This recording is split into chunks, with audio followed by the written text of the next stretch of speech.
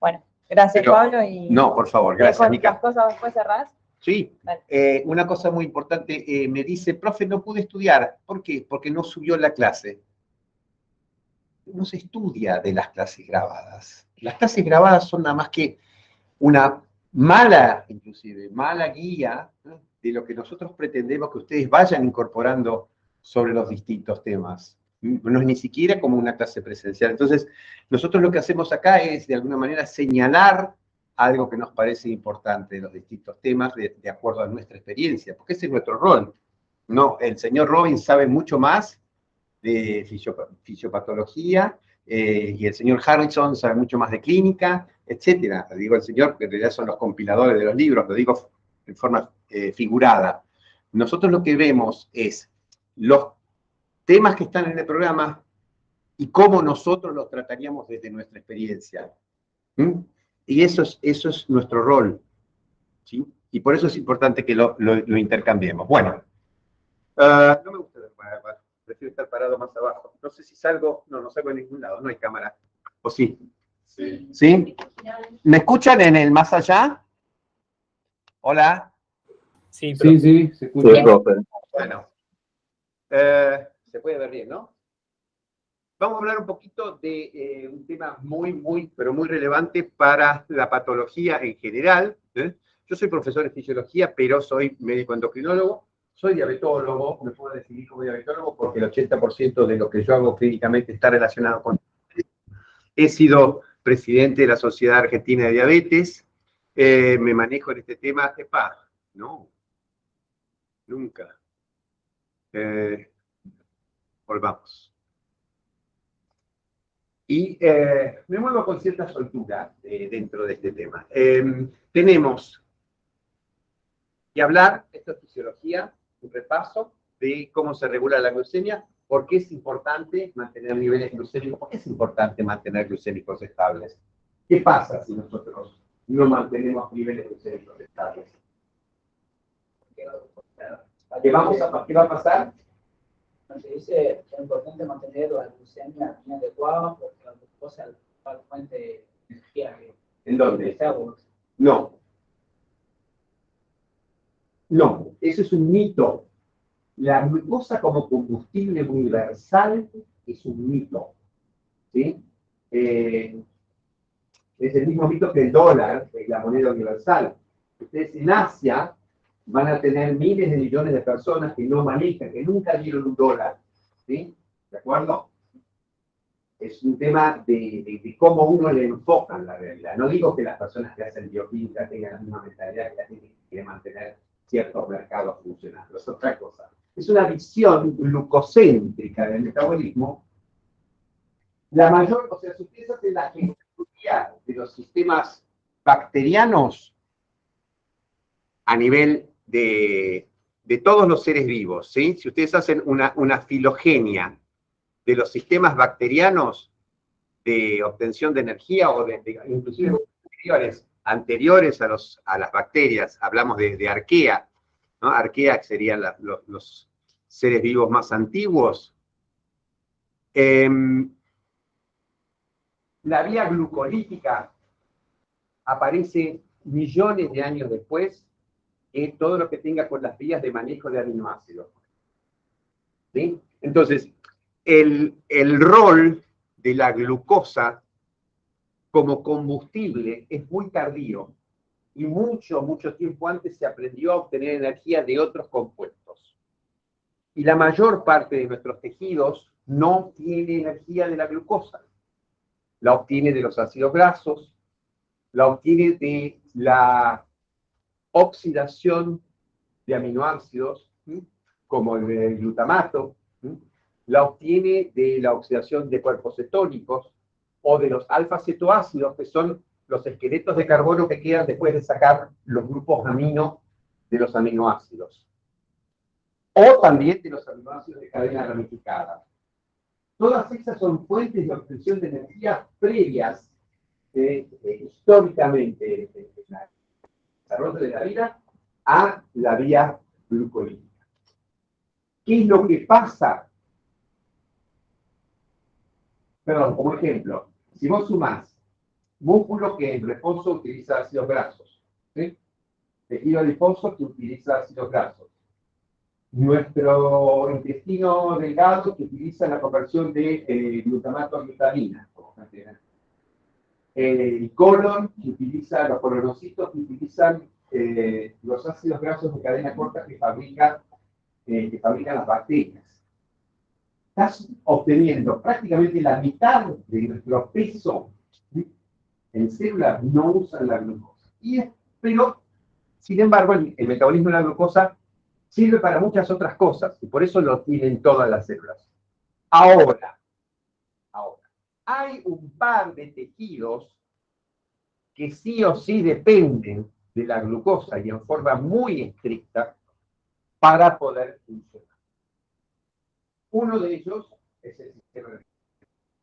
Entonces, la regulación de la glucemia destinada a mantener los niveles de glucosa dentro de límites muy estrechos, 70 a 110, vamos a poner como límites, ¿sí?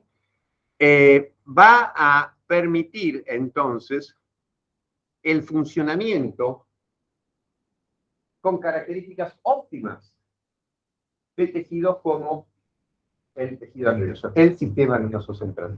Si los niveles glucémicos disminuyen por debajo de 70 miligramos por decilitro, se empiezan a generar enseguida cambios, inclusive antes, ¿sí? Se van a generar cambios destinados a poder mantener esta variable dentro de esa, lo que nosotros denominamos placa homeostática, ¿sí? Entonces, es muy importante explicar el sistema glucorregulador, ¿sí? Entendiendo cuál es su importancia. Y sobre todo, hay una cosa muy importante que tiene que ver con que los mecanismos fisiológicos destinados a mantener el funcionamiento del organismo en determinadas circunstancias se transforman en un boomerang, en algo que regresa. Y nosotros vamos a ver, por ejemplo, que la insulinoresistencia que nosotros tenemos que ver dentro de síndrome metabólico se explica en gran parte, me equivoqué de botón, acá y acá y acá, ahí está. La insulinoresistencia se explica en gran parte porque nosotros tenemos un sistema que en el ayuno está destinado a hacer que nuestros músculos, sobre todo, dejen de captar glucosa y se utilice únicamente el metabolismo de los ácidos grasos. ¿Por qué? Porque en el ayuno la glucosa le tiene que quedar reservada al cerebro. Entonces, en el ayuno, ustedes, los tejidos tienen esa encrucijada. Tengo a mi disposición ácidos grasos que se están liberando a partir del tejido adiposo y tengo glucosa. ¿Qué uso? Uso ácidos grasos. Esto está destinado a protegernos de la eventual falta de glucosa para el sistema nervioso. Porque el sistema nervioso puede aprender a usar cuerpos cetónicos. ¿Sí? En el ayuno prolongado, un 70% de la energía va a ser utilizada a partir de cuerpos cetónicos y el resto por la glucosa. Acuérdense que el sistema nervioso no puede transformar los ácidos grasos en fuente de energía y además los ácidos grasos no atraviesan la barrera hematoencefálica fácilmente. Por eso depende de los cuerpos cetónicos. Pero siempre recibe un poco de glucosa. Si el músculo deja, si tenemos una parte importante de nuestro peso, el 20% de nuestros celos, dejan de consumir glucosa, las cosas se aumenta. Eso genera un mecanismo, eso se hace a través de la generación de un mecanismo de insulinoresistencia. Bien.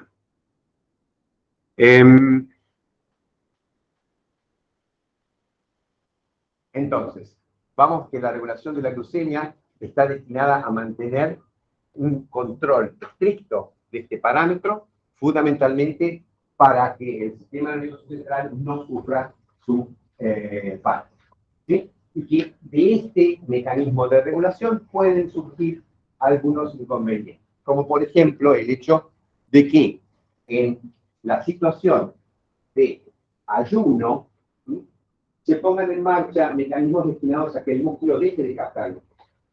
¿Cómo se capta esa señal de que estamos en ayuno y que hay que dejar de captar glucosa?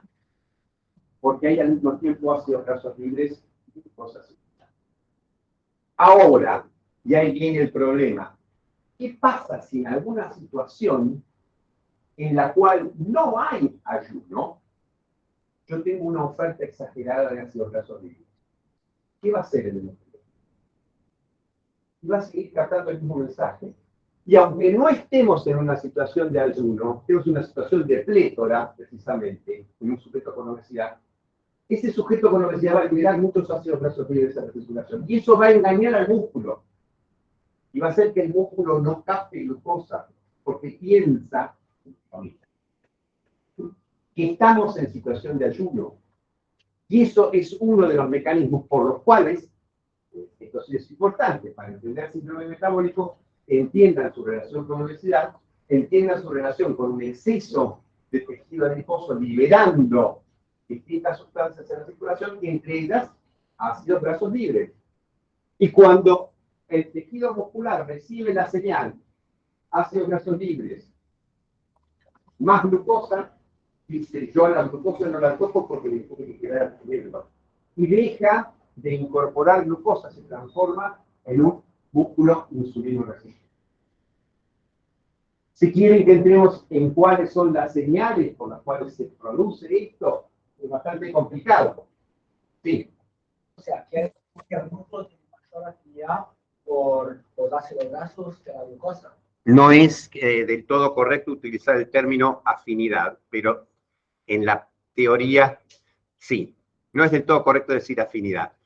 De alguna manera es su sustrato preferencial en determinada situación, que es lo que paso a explicar. No lo tengo acá y si quieren nos podemos ahorrar las 77 diapositivas para que ustedes entiendan. Básicamente existe un fenómeno bioquímico descrito que se llama efecto Randle. ¿Sí? Randle es un químico inglés, ¿sí? Este señor Randle, que es caballero del reino, obviamente, como todos los grandes científicos, músicos, artistas, etcétera, ¿no? Defensores de los derechos humanos, los nombran. Sir Randle, entonces, describe hace ya 60 años, 1963, este fenómeno de que cuando al músculo se le ofrecen ácidos grasos libres y glucosa, cierra la vía glucolítica y obtiene energía fundamentalmente a partir de los ácidos grasos. Y lo explica por un fenómeno de acumulación de energía, como que la gran cantidad de energía que se produce a partir de la beta-oxidación en el músculo genera niveles altos de ATP, y estos niveles altos de ATP cierran por un mecanismo de tipo retroalimentación, que desconocen, si la relación AMP-ATP sirve para controlar el flujo de energía a través de la vía glucolítica. Y él lo explica entonces de esta manera, como que es un efecto a posteriori de haber aumentado los niveles de energía en el músculo. Y cerró durante mucho tiempo, hasta que a alguien se le ocurrió revisar qué era lo que pasaba de forma inmediata antes que se produjera este aumento de los niveles de ATP en el músculo por el incremento de la beta-oxidación. Y este señor, que es un señor que se llama McGarry, en Estados Unidos, descubrió que no era necesario este aumento de los niveles de ATP para que el músculo se pusiera insulino resistente, sino que encontró Dennis McGarry, ¿sí? Fines del siglo pasado, principios de este siglo, ¿sí? O sea, estamos hablando hace unos 20 años. Dennis McGarry descubre que cuando hay un exceso de ácidos grasos libres, se van a producir dentro de la célula activación de señales que llevan a la producción de insulino resistente. Y ese mecanismo es un mecanismo ligado. ¡Epa! Se borró. Yo lo iba a entrar. Es un mecanismo ligado al metabolismo del glicerol que se forma, del ácido fosfoglicérico que se forma en la glucosa. Hay un acúmulo de, por un lado, fosfoglicerato, y por otro lado, hay un incremento del aporte de ácido fosfatídico proveniente del metabolismo de los ácidos grasos. Como resultado de esto, se va a producir la formación de diacilglicerol.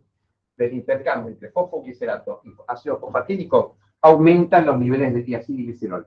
Y si ustedes recuerdan, el diacilglicerol era un intermediario que surgía cuando se rompían los polímeros de membrana por la fosfolipasa C, que surgía el diacilglicerol e inositol trifosfato. Es un mediador intracelular, un segundo mensajero que activa un grupo de quinasas que se conocen como proteinquinasas C.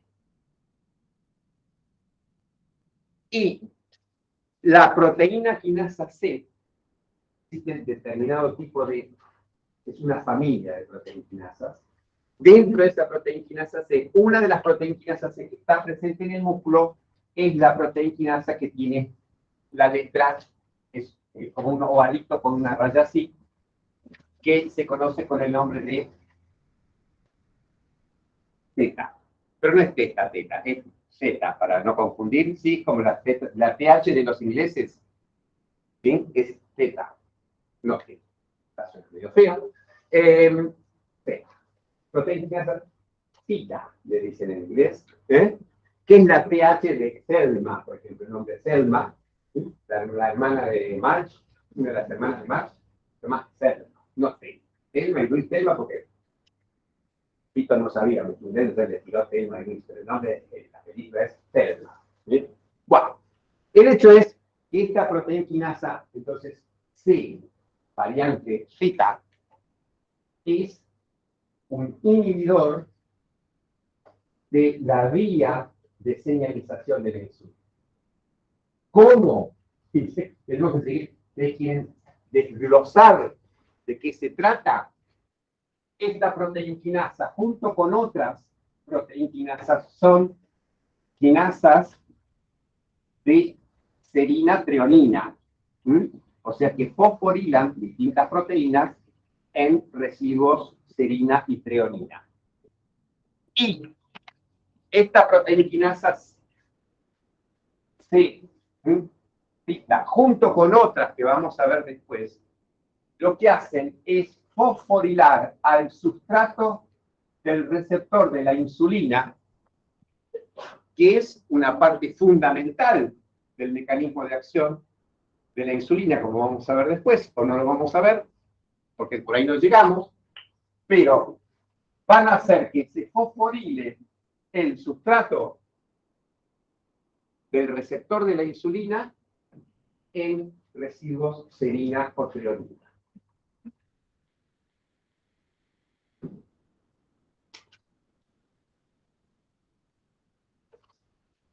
Vamos para allá, porque va a ser mucho más fácil si lo ven. Bien. Receptor. 4 subunidades, 2 alfa, 2 beta. La subunidad alfa es la que recibe la señal de la insulina y cuando se une aquí la insulina se produce un cambio conformacional que activa una enzima que está presente en la subunidad beta que se llama tirosina quinasa. Es la tirosina quinasa del receptor de la insulina. Cuando se activa la tirosina quinasa va a producir vía. La vía de señalización incluye al sustrato del receptor de la insulina, o IRS, en realidad son 5 o 6, pero nos importan el 1 y el 2, y una enzima que es efectora, que es una quinasa de inositol trifosfato, o sea, es una enzima que va a contribuir a la síntesis de inositol trifosfato, va a producir todos estos efectos metabólicos de la insulina. Tiene una segunda vía metabólica que actúa a través de otra quinasa y otro sistema de señalización, que es la proteinquinasa activada por mitógenos, que es la vía antigua, la vía filogenéticamente más antigua de la insulina, que sirve para regular el metabolismo celular independientemente de la glucosa, su replicación de ADN, la vía que llamamos proliferativa de la insulina. Entonces, acá tenemos ubicado al sustrato del receptor de la insulina, que es indispensable. El receptor, cuando se activa por la unión de la insulina, activa a este sustrato activa a la PI3 quinasa, y se va a producir entonces toda una fosforilación en cadena que lleva, por ejemplo, a la movilización de GLUT4, que lleva a la activación de la glucógeno sintetasa y a muchos otros efectores metabólicos de la insulina. Existen mecanismos por los cuales se puede entonces inactivar el sustrato del receptor. El mecanismo tradicional de inactivación de la función de la insulina involucra a esta tirosina fosfatasa, que se llama PTP1E, que desfosforila al receptor y a los sustratos del receptor de la insulina. Pero, además, tenemos una gran cantidad en realidad tenemos 3 enzimas principales.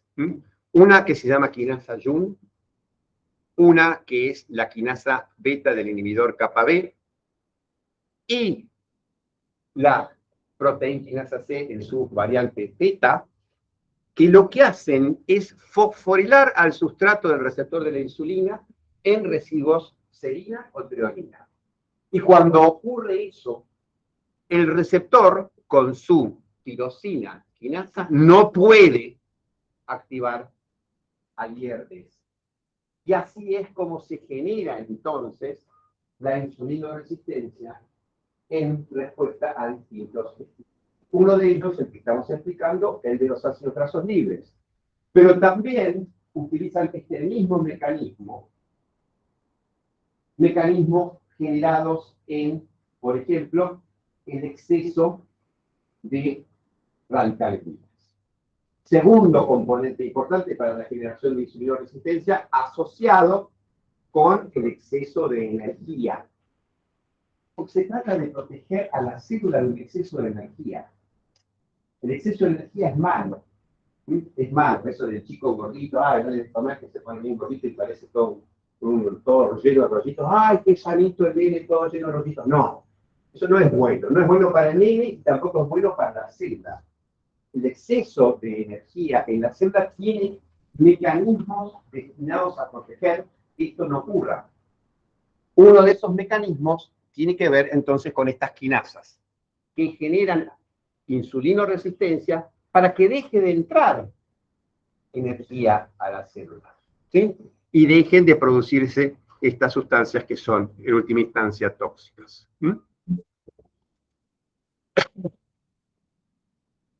Bueno, ya son las 14:37. Me parece que no tendría que entrar más nadie, ¿no? Estamos medio tarde, candela. Bien. Volvamos.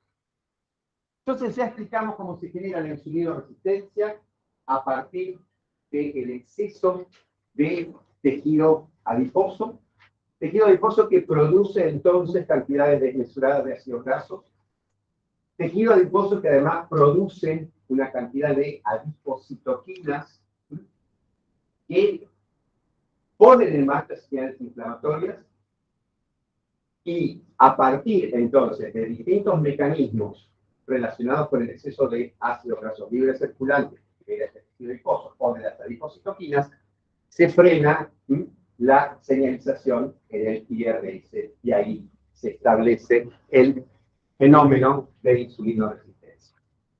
Vamos a ver ahora entonces un poquitito qué es lo que pasa cambiamos de UP y nos vamos para la UP de diabetes, y vemos que la definición clásica de diabetes mellitus se olvida del principal problema que enferma y mata a las personas con diabetes.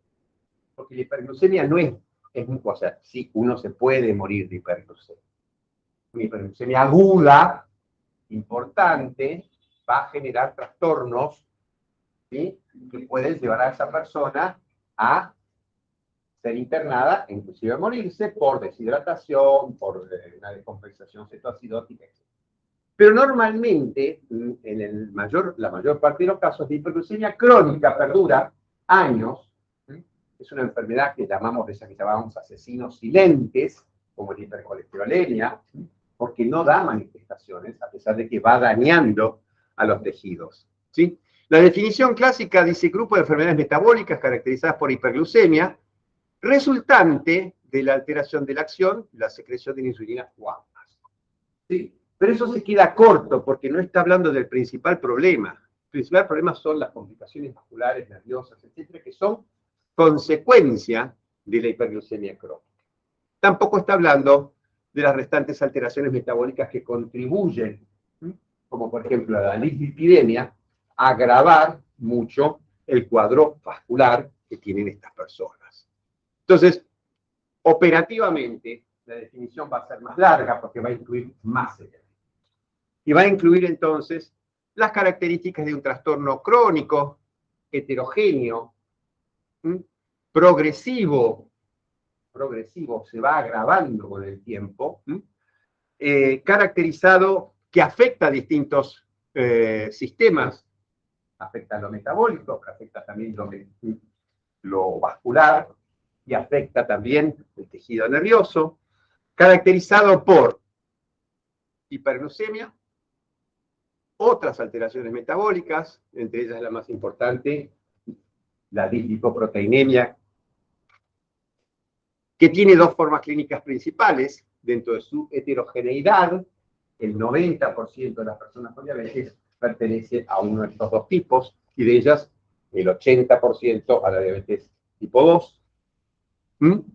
La alta prevalencia, estamos hablando del 10% de la población adulta, y que se acompaña, gracias al efecto crónico de la hiperglucemia, o a causa de, no, queda feo, gracias, por culpa de esa hiperglucemia crónica, complicaciones vasculares que afectan ojos, riñones, corazón y otros tejidos, y nerviosas. ¿Cómo se diagnostica la diabetes? Esto es crucial que ustedes lo manejen desde su más tierna edad, o sea, ahora, ¿sí? Tienen que conocer cuáles son los criterios para diagnosticar diabetes. Glucemia plasmática en ayunas. 2 glucemias plasmáticas en ayunas de 126 o más miligramos de decilitro.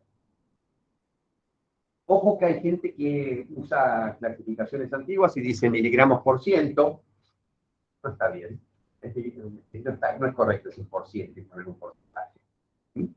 Son miligramos por cada 100 mililitros. Eventualmente uno, si quiere, pone miligramos barra 100 mililitros, pero está poniendo letras de más. Otros utilizan gramos por litro. ¿Sí? Una glucemia normal va de 0,7 a 1,1 gramos por litro. Otra manera de expresarlo. Pero la convención actual es miligramos por decilitro.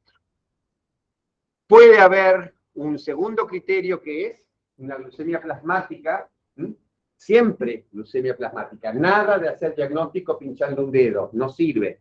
La glucemia capilar tiene un error de un 10 o un 15% con respecto a la glucemia venosa, de plasmática de sangre venosa, no debe ser utilizada para diagnóstico y tampoco se puede hacer diagnóstico en internación.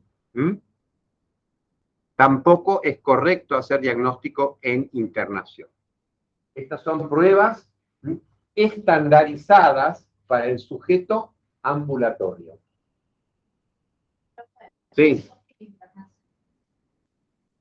¿Por qué en internación no?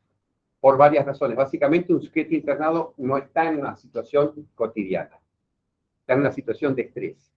Puede estar recibiendo fluidos intravenosos, etc. Entonces, está estandarizado para el sujeto ambulatorio en situación de reposo, con 8 horas de ayuno, etcétera, etcétera.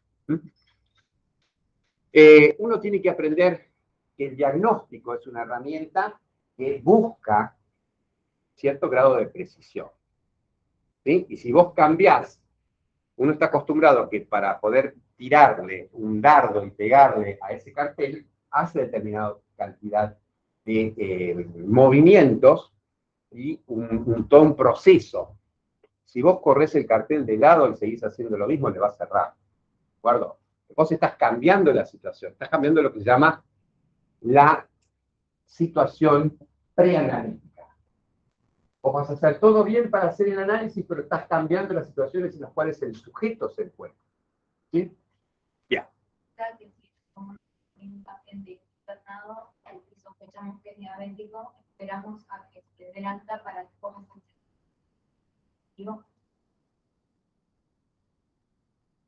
Tu pregunta no me desarma, ¿eh? Tu pregunta me pone contento. No. En realidad, nosotros tenemos que buscar, depende de qué es lo que quieras hacer. Si a vos lo que te interesa es saber si el paciente está hiperglucémico porque tenía antes diabetes, podés preguntárselo o se lo podés preguntar a los familiares. Si no podés obtener esa respuesta, te queda un recurso, que es medir la hemoglobina glicosilada. ¿Por qué? Porque la hemoglobina glicosilada me informa, después vamos a ver más el detalle, me informa sobre las glucemias de los 3 últimos meses. Entonces, si el sujeto tiene una glucemia de 140, 150, y tiene una hemoglobina glicosilada de 5, es nuevo. Es de ahora. ¿Sí? Ahora, si el sujeto tiene una glucemia de 140, 150 y tiene una hemoglobina glicosilada de 7,5, 8, el sujeto ya venía glicosilando por lo menos en los últimos 3 meses. Es una diabetes preexistente. De todas maneras, vos tenés que manejar la hiperglucemia en internación con los mismos criterios. O sea, si es una hiperglucemia de 150 y tiene diabetes previa o no la tiene, vos tenés que manejar la glucemia de 150. Bueno, o sea, en la práctica, bueno, te puede servir un poquito para saber qué vas a hacer después. Pero en la situación del diagnóstico inmediato, ¿qué vas a hacer? Tenés que manejar esa hiperglucemia para que el sujeto no esté nunca por encima de 140. ¿Por qué? Porque las probabilidades de que su internación dure más, que se complique, etcétera, van a ir increciendo a medida que la glucemia supere los 140, y sobre todo si está por encima de 180, las probabilidades de que tenga más infecciones son mucho más. ¿Sí? Bien.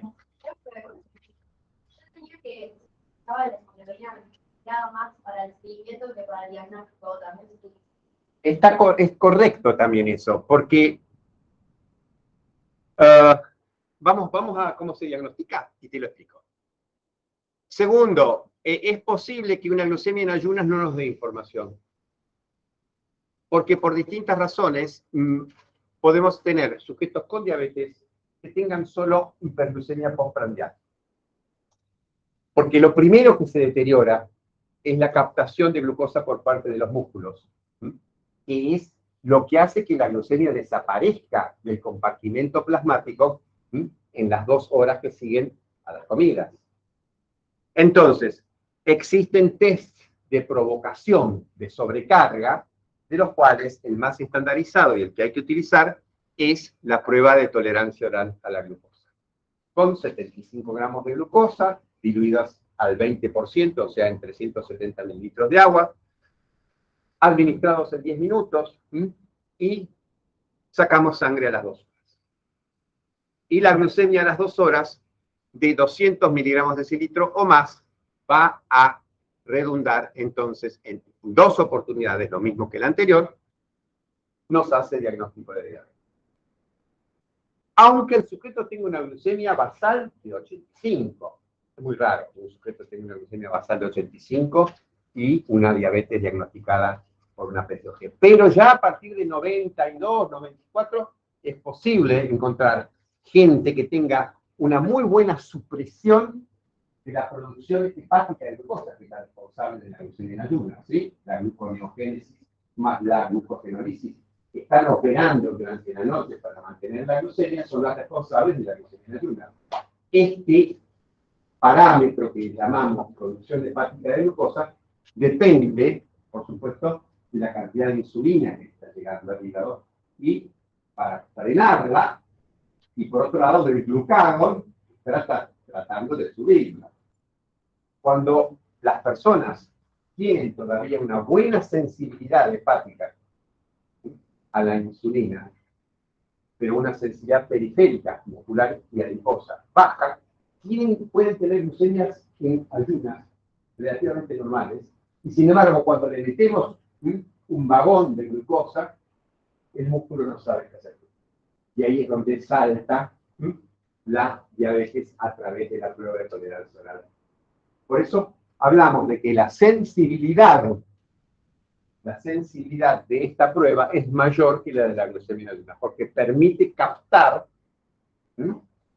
sujetos que no saldrían a la luz si midiéramos la glucemia en ayunas. Y esa ganancia de sensibilidad se hace sin perder especificidad. Es una cosa muy importante, porque uno puede decir, ah, no, yo entonces bajo la glucemia en ayunas y en vez de 126 la pongo en 110. Pero ahí voy a estar perdiendo especificidad, porque va a haber muchas personas que tienen una glucemia en 110 que nunca van a tener diabetes. O que por lo menos no la tienen en ese momento y van a tardar quizás años en desarrollarla. Con lo cual me estoy adelantando al diagnóstico y eso puede ser bueno o malo, pero no es correcto. Bien, y la tercera forma de hacer diagnóstico, y la única que permite hacer diagnóstico con una sola glucemia, es encontrar una glucemia al azar. ¿Qué significa al azar? ¿Te tiro la aguja, clavo y donde clava saco? No, eso no es. Al azar es en cualquier momento, independientemente del periodo de ayuno, porque las otras dos requerían un ayuno de por lo menos 8 horas. Yo le hago, entonces, una glucemia en cualquier momento del día, y si esa persona tiene síntomas característicos de hiperglucemia, poliuria, polidipsia, infecciones a repetición, etc., esa persona se hace el diagnóstico de diabetes. ¿Bien? Agregamos una categoría que es la glucemia alterada en ayunas, que hoy en día ya está bajando y en nuestro país está volviendo o se está incorporando al criterio internacional de 100. Estamos rebobinando con el criterio de 110 y estamos yendo hacia atrás. A mí no me parece del todo bueno, pero la sociedad de diabetes lo está ahora preconizando también. Glucemia alterada en ayunas 100, 125. Y la tolerancia alterada a la glucosa, que es cuando el resultado a las 2 horas no es ni normal ni es diabetes. Es un resultado intermedio entre 140 y 199 que representa un alerta. ¿Por qué representa una alerta? Porque las personas que tienen, sobre todo tolerancia alterada a la glucosa, van a desarrollar diabetes próximamente con una probabilidad de un 30% en 10 años. Pero seguro, porque bueno, 30% en 10 años están, pero seguro estas personas están con un riesgo cardiovascular de 2 a 3 veces mayor que el de las personas que no. O sea, la tolerancia alterada a la glucosa, IGT en inglés, es un preanunciador de enfermedad cardiovascular. Mientras que la glucemia alterada en ayunas es un clarín que nos anuncia la proximidad de la diabetes. O sea, es mucho más probable que una persona con una glucemia alterada en ayunas desarrolle diabetes que lo haga una persona que tiene tolerancia alterada. Las dos están mal y a las dos hay que reconocerlos y tratarlos. Pero el destino, de alguna manera, por un tiempo van a seguir caminos distintos. Después se van a ajustar y van a tener los dos diabetes y enfermedad cardiovascular. Bien. Hay que tratar estos estados disglucémicos, entonces, que llamamos a veces prediabetes, No es del todo incorrecto y tampoco es del todo correcto llamarlo prediabetes, porque no necesariamente van a evolucionar a diabetes, ¿sí? Pero es bueno reconocer que estos estados disglucémicos existen y diagnosticarlos y tratarlos. Y por último, la hemoglobina glicosilada. La hemoglobina glicosilada es una prueba que surge a fines de los 70 como una herramienta destinada a evaluar el control metabólico de las personas que tienen. ¿Sí? Yo me acuerdo cuando apareció. Yo me acuerdo cuando apareció. Yo me acuerdo cuando apareció y estaba ligado a un concepto muy hegemónico, muy médico-céntrico de la relación que decía, me acuerdo, surgió, lo vi en un congreso, uno de los primeros congresos que fui en los años 82, que decía cómo arrancarle los secretos a su paciente. ¿Por qué? Porque estaba el concepto de que el paciente hacía churrasco y ensalada un par de días antes de hacerse el control, iba con la glucemia al médico y el médico decía, bien, todo bien. Fíjense lo erróneo de la interpretación, porque eso no le ayuda a nada. Al médico le ayuda para su ego, probablemente, y al paciente por ahí le ayuda para que el médico no lo rete, pero entonces está todo mal, porque no podemos tener una relación médico-paciente así, donde el paciente necesita engañar al médico para que el médico lo rete. Bien. Y por supuesto el tema del espionaje, ¿no? ¿Cómo le voy a sacar los secretos? Pero bueno, todavía la gente sigue, muchos médicos siguen pensando que cuando los pacientes con diabetes no tienen buen control, la culpa es de los pacientes. De la misma manera que cuando los alumnos no aprenden, la culpa es de los alumnos. ¿Sí? No, que no es así, no es así. Hay algo que no funciona en la relación de los dos, ¿no? Bien. Ahí nace la hemoglobina, y la hemoglobina tiene muchas imprecisiones en su diagnóstico, hasta transcurrida la primera década de este siglo, donde se mejoran mucho los métodos y empieza a ser utilizada para el diagnóstico. Yo personalmente considero que es erróneo utilizar una prueba diagnóstica que no aporta más precisión, no aporta ni más sensibilidad, ni aporta más especificidad, sino lo contrario. Se pierde prácticamente un 25% de los diagnósticos, sobre todo de las formas iniciales de diabetes, con la hemoglobina glicosilada. Uno puede tener una hemoglobina glicosilada normal y tener diabetes. Yo tengo diabetes y me trato adecuadamente, voy a bajar la hemoglobina a menos de 6,4 y no voy a tener diagnóstico. Tengo diabetes. Entonces, por concepto, o sea, no. Bien.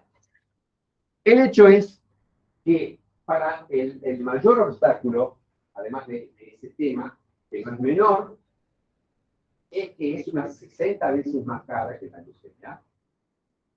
¿Sí? 60 veces más cara que la leucemia.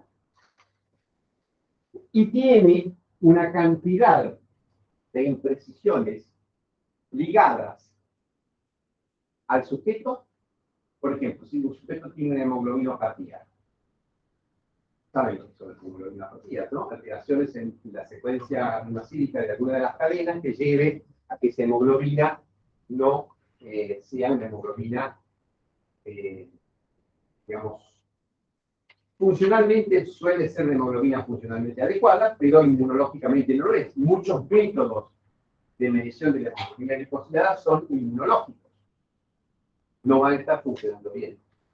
Una persona que tiene una anemia con un recambio rápido de eritrocitos va a tener hemoglobinas bajas, porque los eritrocitos no llegan a glicosilarse. ¿Sí? Y así sucesivamente. O sea, hay una cantidad de errores posibles por el individuo, que serían preanalíticos. Y luego, otro tema muy importante, la calidad de los métodos de medición de la hemoglobina glicosilada fluctúa muchísimo. Hay métodos muy buenos y métodos muy malos. Los métodos muy buenos son caros. Los métodos malos son baratos. Si yo tengo un laboratorio que tiene que ganar dinero, ¿qué método voy a utilizar? Nadie me controla los resultados. Los métodos más baratos, obviamente. Entonces están pidiendo cualquier método. Y esto es un serio problema. Esto es un serio problema. Entonces, la hemoglobina glicosilada está aprobada, fíjense ustedes, esto es de la guía de práctica clínica del Ministerio Nacional, es una muy buena guía de práctica clínica del Ministerio de Salud, y lo considera como importante, pero siempre y cuando esté realizado en un laboratorio que tiene métodos adecuados y que tiene un buen control de calidad como laboratorio. Eso es responsabilidad de los médicos saber. Ahí está el problema. Ustedes tienen que saber que ese laboratorio es un laboratorio que trabaja en forma seria. Y ahí tiene que ver con su contacto con el medio. Por supuesto, en las instituciones, el CEMAR mide muy bien, CEMAR mide muy bien, Centenario mide muy bien, y la mayor parte de los hospitales miden bien. Hay varios laboratorios privados que miden bien, y yo lo saco, digamos, lo pongo en la mano del juego por el 70% de los laboratorios, digamos, el 30% van a medir bien. Lo que trae entonces un problema no solo para el diagnóstico, trae también para el seguimiento. ¿Sí? Muchas veces cuando nosotros tenemos pacientes que se automonitorea, que controla su glucemia y trae el cuadernito, o ahora directamente uno le enchufa el equipo de glucómetro y lo baja a la computadora, y mira, y tiene glucemias en promedio que están todas entre 110 y 160, y trae una hemoglobina glicosilada de 8,5, digo, este laboratorio está bien. ¿Por qué? Porque es un paciente que yo conozco, que está entrenado para hacer el método. Entonces tengo una pregunta más. Sí. Para la glucosilación de la hemoglobina, Sí. ¿hay un valor promedio de la glucemia Sí. que hay que tener elevado o arriba de lo normal? No. Hay una correlación, y hay una correlación bastante significativa entre hiperglucemia, grado de hiperglucemia y glicosilación. Pero existen fluctuaciones individuales. O sea, la velocidad con la que un sujeto glicosila no es la misma. No es la misma. Hay variables, por ejemplo, la glicosilación de la piel hace que aparezcan estas manchas. Estas manchas que aparecen en las personas de cierta edad, como la mía, ¿sí? Tienen que ver con glicosilación. Ahora, vos vas a encontrar personas de 50 años que ya tienen estas manchas seniles, y vas a encontrar personas de 70 que no las tienen. Tiene que ver con la velocidad de glicosilación. Entonces hablamos de glicosiladores rápidos y glicosiladores lentos, y con la hemoglobina glicosilada va a pasar lo mismo. ¿Sí? Pero de todas maneras, sí, si vos tomás 1000 personas y les haces a todos perfil glucémico y hemoglobina glicosilada, vas a ver que hay una correlación. Y que a una hemoglobina que está en las tablas, para una hemoglobina glicosilada de 7, la glucemia promedio a lo largo del día está alrededor de los 140 a 155. ¿Sí? Pero con variantes, como siempre. Bien. ¡Oh! Buenas noches. Hola. ¿Quién entró? Yo entré a alguien, ¿no? Bueno. Estamos llegando a la clasificación. Habíamos dicho un trastorno heterogéneo, muy heterogéneo. Distintos tipos de diabetes tipo 1, 2, uno que es autoinmune, el otro que es el A, el B, que no lo es y que es idiopático, que no se sabe por qué se produce. La diabetes tipo 2 tiene montones de subtipos que todavía no están bien clasificados, por lo menos 6 tipos distintos, y en los cuales esta clasificación es una clasificación que apunta al mecanismo patogenético por el cual se desarrolla la hiperglucemia. Acá se destruyen las células beta, 95% de los casos es autoinmune, ¿sí? Hay una pérdida del reconocimiento o de la tolerancia, ¿sí? Por los antígenos, por ciertos antígenos, las células beta que hacen fenómeno autoinmune, donde células CD8 van, le atacan y destruyen a las células beta. Como resultado de esa pérdida de la tolerancia van a surgir anticuerpos dirigidos contra la célula beta, al cual encontrar en todos los libros, pero esos anticuerpos no son patogénicos.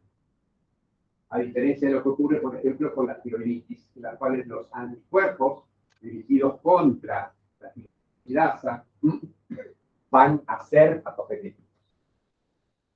Acá no. Los anticuerpos son un marcador muy útil, pero no intervienen en el proceso de daño de la célula beta. Sí. Y en el caso de las infecciones que tienen la niñez, en la infancia, bueno, perdón. Vamos a, si tenemos que hacer una clase sobre diabetes, nos vamos a complicar un poco, vamos a citar algunos que ustedes digan.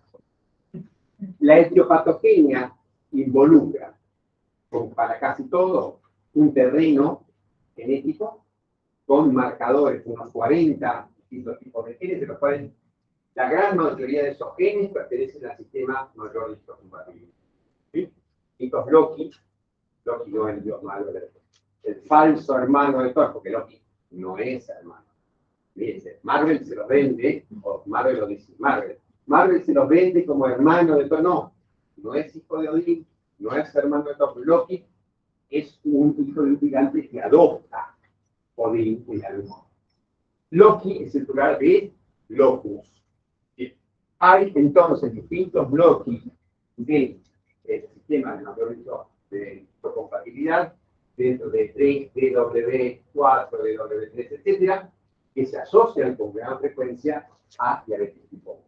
Pero además de esa predisposición genética, hay factores ambientales. Y dentro de esos factores ambientales hay distintas inflamaciones, o infecciones virales, tóxicos. ¿Ok? Bien. La diabetes tipo 2, entonces, distintos tipos, caracterizados por un grado variable de insulinoresistencia y un grado variable de déficit secreto. La más común de todas, la que nos preocupa como sociedad, ¿sí? Porque nos interesan los individuos de la sociedad, porque nos interesa el gasto en el recurso salud, es la que está asociada a la insulinoresistencia que provoca la obesidad. Bien. Ahora, no todas las personas que tienen obesidad tienen diabetes. Vamos a ver que existen posibilidades de escapar a la hiperglucemia. ¿De qué depende? Depende de cuán sanito, de vuelta, con respecto a su genética, sea ese páncreas. Porque también hay genes que marcan al páncreas para fracasar en el intento de compensar la insulinoresistencia que genera la obesidad. Entonces, que esa persona desarrolle hiperglucemia, o sea, los sujetos con obesidad, aproximadamente un 80% van a seguir siendo personas con obesidad y nada más o nada menos. Que van a estar enfermos, pero probablemente tengan trastornos metabólicos, porque tengan hipertensión, porque tengan hiperglucemia y una serie de otros factores que van de la mano de la obesidad. Puede ser que no tengan hiperglucemia porque tienen un páncreas muy sanito, pero eso no quita que no estén metabólicamente enfermos, sobre todo si tienen una cintura de riesgo. Bien, habíamos dicho esta clasificación etiopatogénica tiene un tercer elemento que son todas las diabetes que responden a una causa conocida. Se llaman diabetes secundarias. Por ejemplo, el exceso de cortisol, el exceso de hormona de crecimiento, extirparle el páncreas a una persona porque tiene un cáncer pancreático, etcétera, produce diabetes. Bien, son las diabetes de tipo 3. Y la última no tiene nada que ver con el etiopatogénico, acá se les metió esta porque era importante meterla, que es la hiperglucemia que se detecta durante un embarazo. En este momento, tiene que ser una hiperglucemia que se detecte con un rango de entre 100 y 125 en el primer trimestre, porque si es más de 126 en el primer trimestre decimos que es preexistente. Esta es la clasificación del 97. Ahí decían que cualquier hiperglucemia detectada en el embarazo era diabetes gestacional. Ahora reconocemos que las glucemias que están... ¿alguien tiene algo de bebida para convidarle?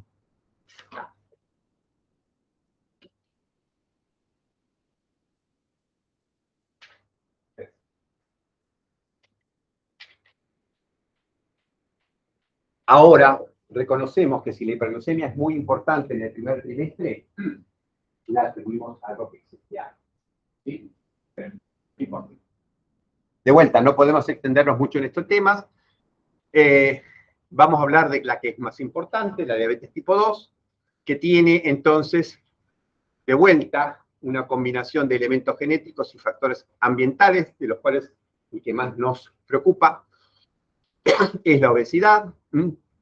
Tiene una asociación de insulinoresistencia combinada con alteraciones en la secreción de insulina.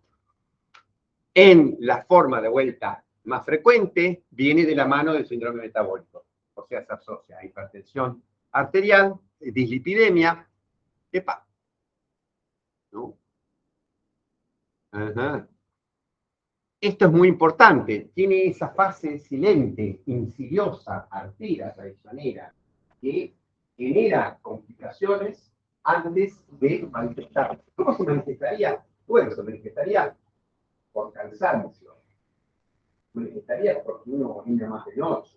Se manifestaría por ahí no tiene infecciones a respiración. Todas estas cosas son inespecíficas. Y hacen entonces difícil, no hay un síntoma que lleve a la consulta, y esto hace entonces que esa hiperglucemia asintomática vaya generando daño vascular y las personas, el 50% de las personas tienen una complicación diabética en el momento del diagnóstico. ¿Sí? Estamos por terminar. ¿Qué más? Afecta, sobre todo, pero no exclusivamente, a adultos de más de 40 años de edad portadores de obesidad central. Sabemos en este momento que hay un porcentaje importante de adolescentes con obesidad central, generalmente con familiares con diabetes tipo 2 en primer grado, que desarrollan diabetes. O sea que ya esto, pero por eso pongo no exclusivamente. De la misma manera, la otra diabetes, que llamábamos diabetes infantil, en una época puede aparecer en edades tan avanzadas como los 75 años. Yo he tenido pacientes de 75 años que desarrollaron una diabetes tipo 1 de libro, con cetoacidosis y todo. Es poco frecuente la cetoacidosis, pero puede aparecer si hay un exceso muy importante de hormonas contrarreguladoras en un sujeto que secrete poca insulina. Por ejemplo, un sujeto con una neumonía, un sujeto con infarto agudo de miocardio, en esa situación de estrés es factible que desarrolle una cetoacidosis. Es muy importante desterrar el concepto de diabetes no insulino dependiente. No todas las personas con diabetes tipo 1 necesitan insulina. Por ejemplo, durante la fase de luna de miel, lo van a ver en los libros, que llaman la atención, la expresión. No entiendo por qué se llama así. Pero existe un periodo después del diagnóstico en el cual algunos pacientes no necesitan insulina durante un periodo de un par de meses. Inclusive se puede prolongar hasta un año. Y se llama periodo de luna de miel. Pues porque se estuve todo después, no entiendo si es una cosa o es una visión pesimista, pero el de hecho se llama honeymoon period.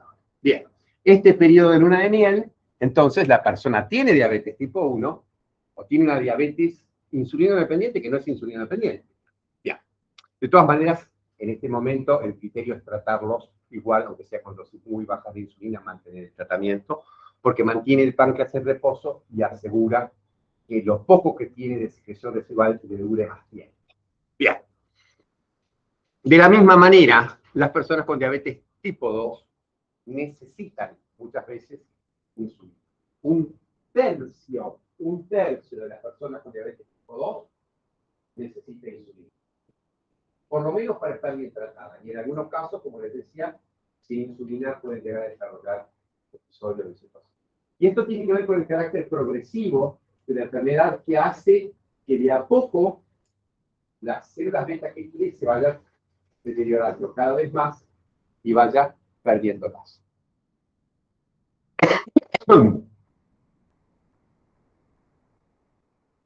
3/4 partes de las personas con diabetes viven en países de bajos y medianos ingresos. ¿Sí? O sea, el presente es, tenemos un problema serio con la diabetes en nuestro país. Del pasado, fíjense ustedes, de los últimos 30 años, 1980, 2014, 34 años, comparamos las prevalencias. Acuérdense, prevalencia, ¿sí? Cantidad de sujetos con el rasgo, dividido por la población que puede tenerlo, puesta, ¿sí? Eso es prevalencia. Y si la prevalencia fuera igual en estos dos periodos, las manchitas tendrían que estar a lo largo de esta línea. Aquí que están todas corridas, salvo en un país, están todas corridas hacia el lado de un aumento de la prevalencia. Y fíjense que el punto central, que corresponde al mundo, nos está marcando que la prevalencia se duplicó en estos últimos 34 años. Y si miran las manchitas de colores, van a ver que esa duplicación se ha hecho sobre todo en países de Asia, de África, etcétera, y que los países de alto ingreso occidentales, las manchitas celestes, y los países centroeuropeos son los que menos aumentan de vuelta. En el presente estamos más afectados, en el pasado hemos mostrado más aumento, y en el futuro, fíjense ustedes que el aumento previsto para la población con diabetes es del 33% en el hemisferio norte, en la parte norte de nuestro continente, mientras que en nuestra parte es del 55%. Dirán, ¿por qué esa diferencia? Y de golpe, si miran África, van a ver que el incremento es todavía mucho mayor.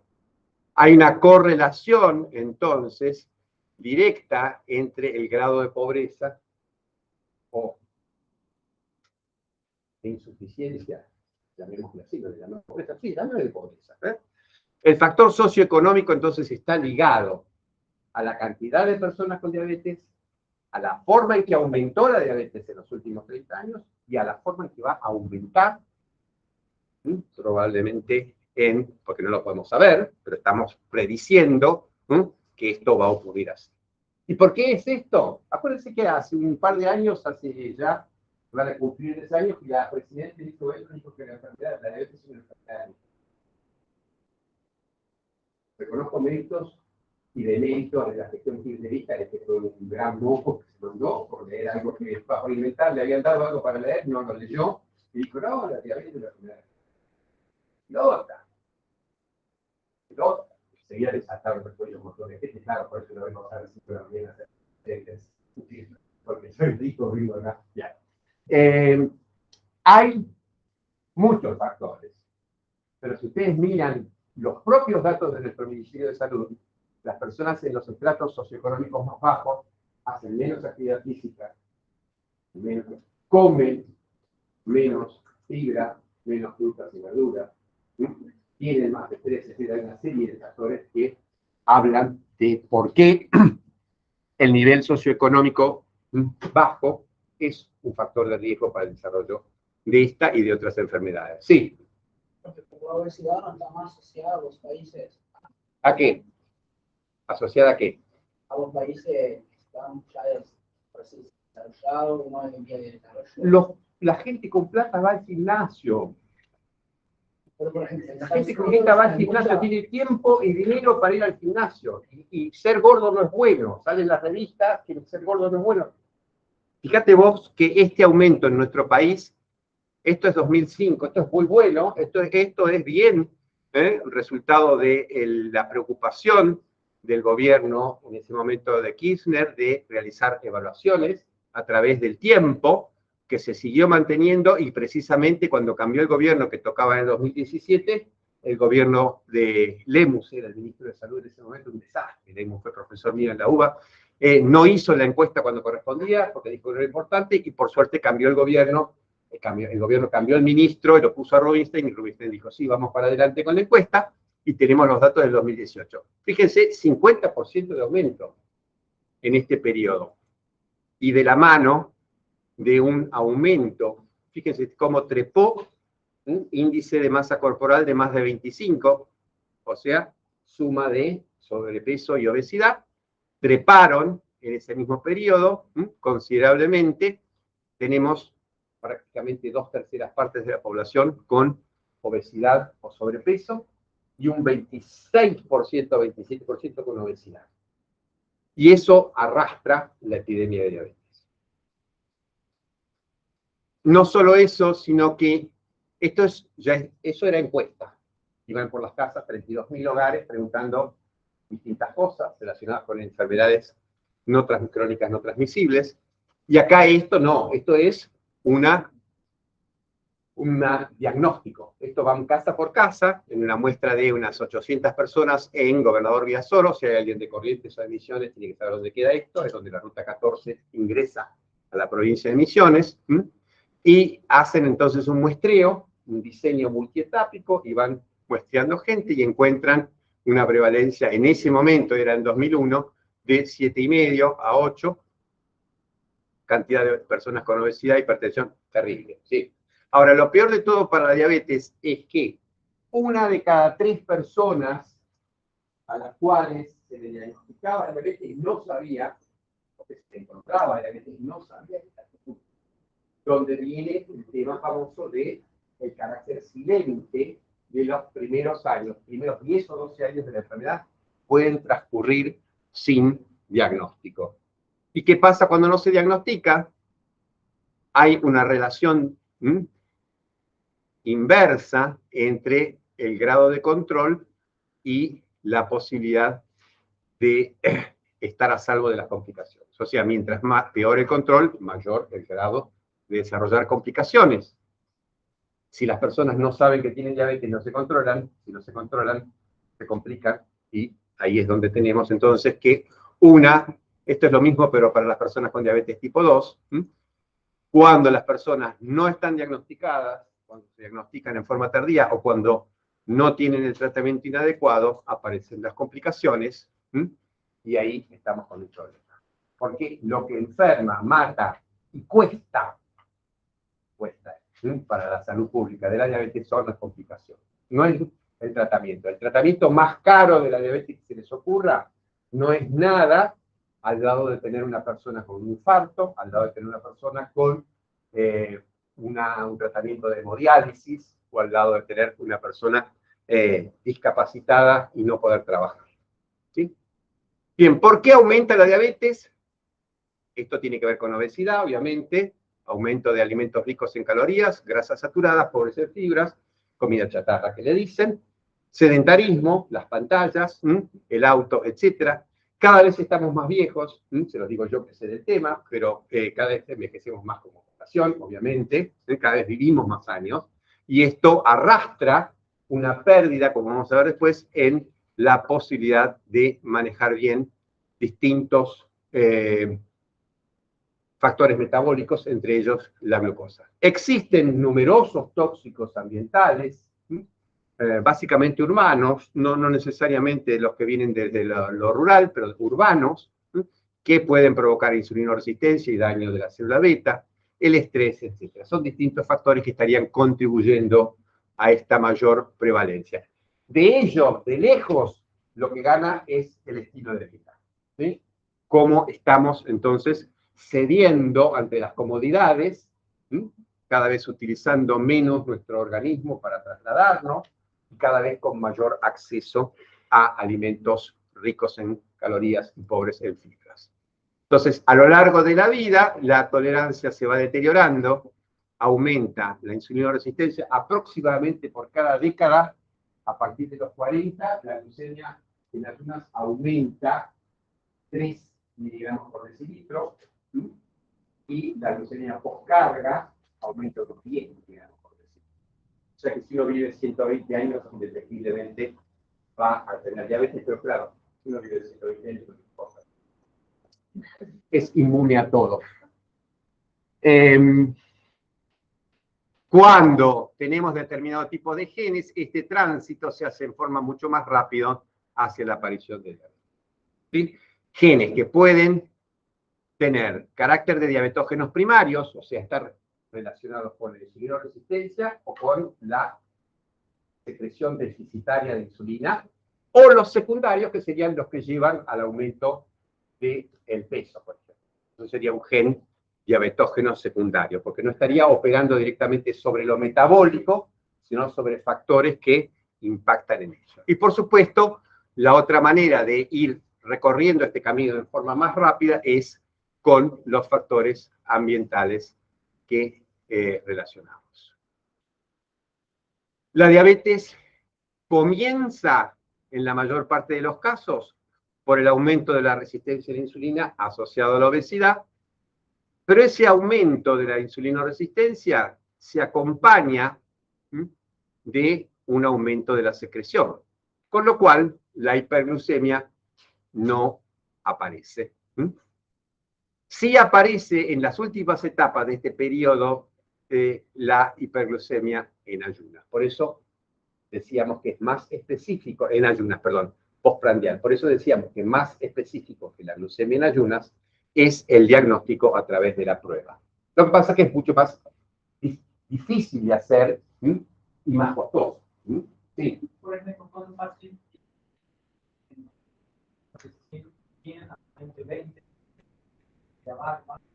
100 a 125, sí. ¿Se puede pedir una insulina? No, no se puede, pero no te va a corroborar nada. Vas a estar gastando plata y mucho. Vas a poder decir que el sujeto es insulinoresistente, ¿sí? Pero si vos le medís la cintura, ¿sí? Y sacás el valor de triglicéridos y haces un cálculo, ¿sí? Que se llama el cociente de cintura triglicérica, vas a poder obtener la misma información que de la de una insulina y vas a ahorrar mucho dinero. ¿Sí? Está muy de moda esto de pedir la insulinemia y en realidad no colabora.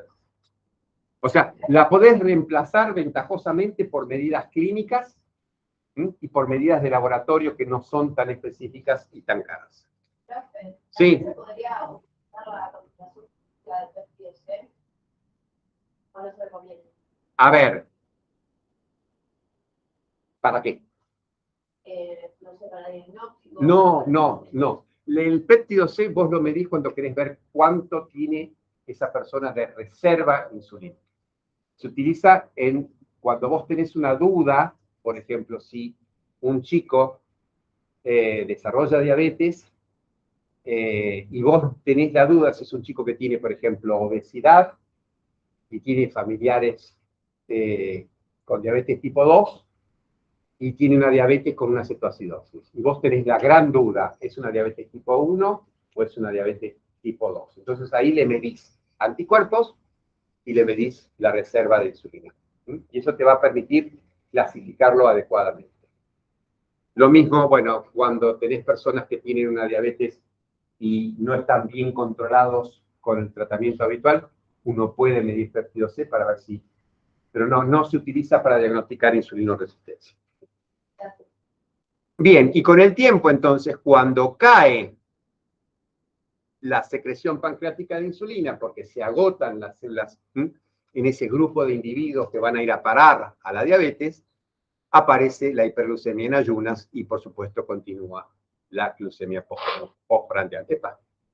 Bien, entonces, resistencia a la insulina como causas numerosas, pero básicamente el tema de la ingesta, el tema del sedentarismo, que llevan al aumento de peso.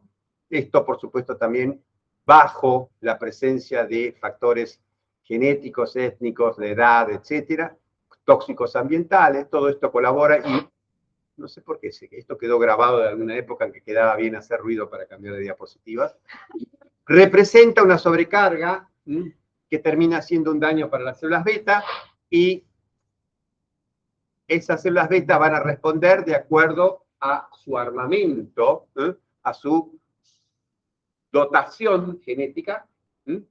Existen también numerosos genes que están involucrados en esta capacidad de respuesta. Sabemos, esto complica mucho el diagnóstico genético de diabetes, porque en total, para diabetes tipo 2 tenemos más de 400 genes que podrían estar involucrados. Y si compensa, vamos a tener el sujeto normoglucémico e insulinoresistente.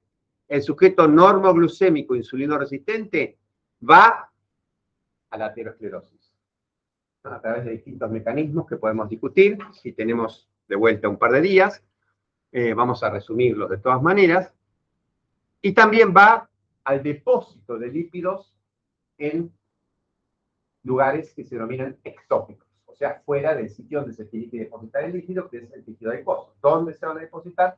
En el músculo, contribuyendo a generar más insulinoresistencia, en el miocardio, yendo a lo que se va a dar como la miocardiopatía diabética o miocardiopatía metabólica, por dicho, en el hígado. En este momento, salud, la esteatosis hepática y la inflamación, la esteatohepatitis, consecuencia de esa esteatosis hepática, es la primera causa de trasplante de hígado en el mundo. Superó al alcohol y superó a las hepatitis. ¿Sí? ¿Por qué? Porque la cantidad de gente expuesta es enorme. ¿Sí? Pensemos en la proporción de gente con obesidad y la cantidad de gente que lo va a desarrollar. Bien, y basta de ruido. No me hace caso.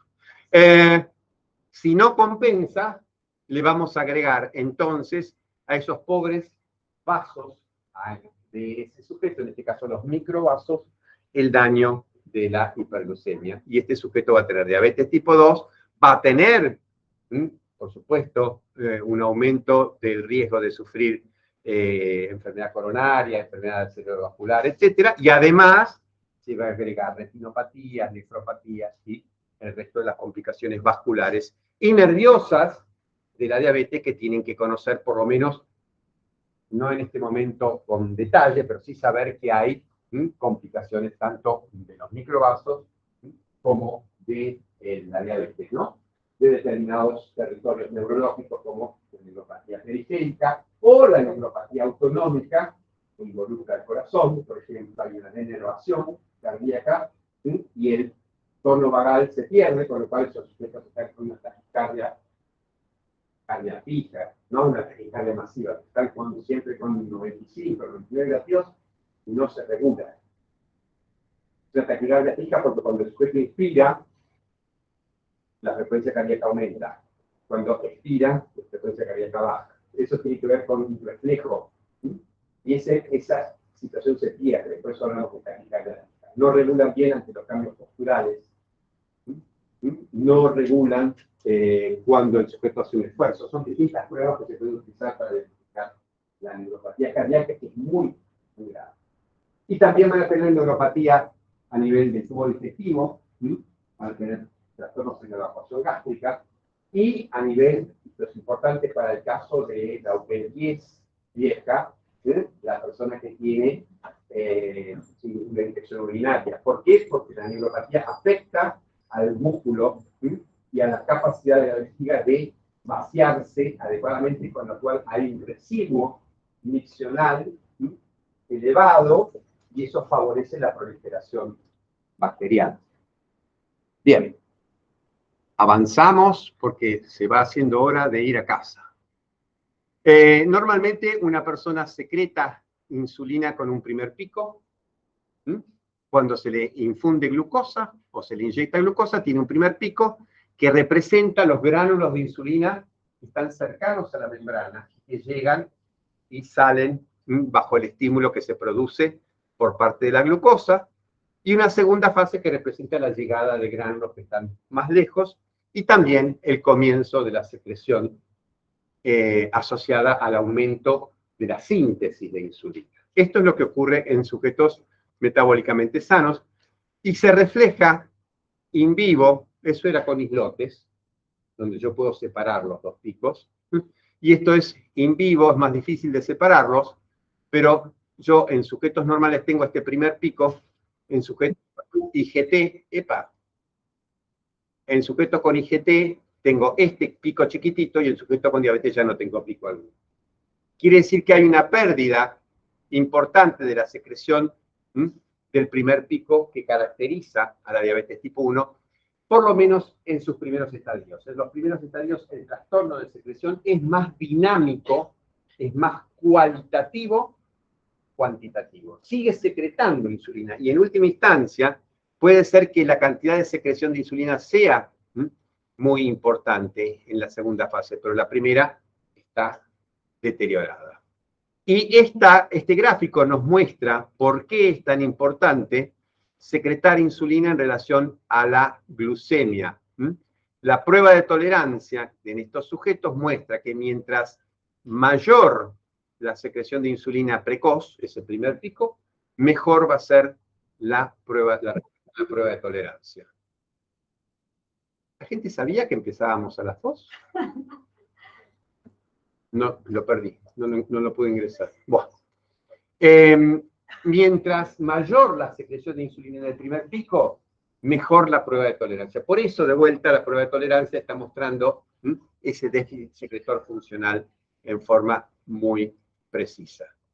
Y con el resto de la curva, fíjense ustedes, los sujetos con IgT, esto es un sujeto con tolerancia alterada, secreta una gran cantidad de insulina, pero le falta llegar al máximo en el tiempo que llega al máximo el sujeto con tolerancia normal, o sea, está atrasada esa secreción.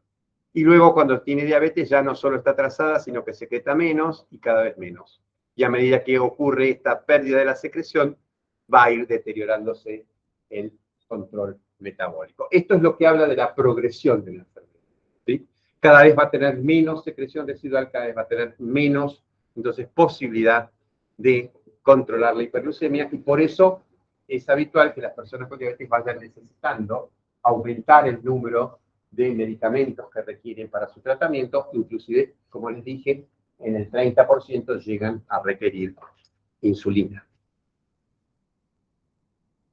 La masa de células beta cae con el tiempo, y esto lamentablemente nos lleva al déficit, que hace que las personas requieran insulina. Fíjense, estos son hallazgos de sujetos con tolerancia alterada, con diabetes, que fallecieron. Se pudo hacer en forma rápida la extracción del páncreas y el conteo de islotes, y fíjense ustedes cómo están disminuidas las personas con glucemia alterada y con diabetes, en forma muy significativa la cantidad de células beta. Y esto se debe entonces a que los trastornos que están presentes en el individuo con síndrome metabólico o con diabetes van deteriorando la célula beta. Y esos trastornos tienen que ver con la producción de un exceso de energía.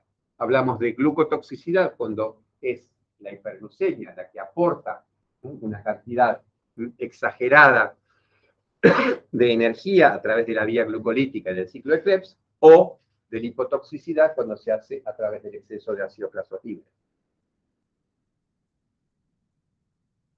Y cuando tienen entonces determinados genes marcadores, genes predisponentes para la falla, estos dos trastornos que están presentes de vuelta en todas las personas con obesidad, van a tener insulinoresistencia, van a tener cierto nivel de hiperglucemia, pero no todos ellos van a desarrollar diabetes. ¿Por qué? Porque no van a tener las alteraciones genéticas que son las que predisponen a la aparición de diabetes.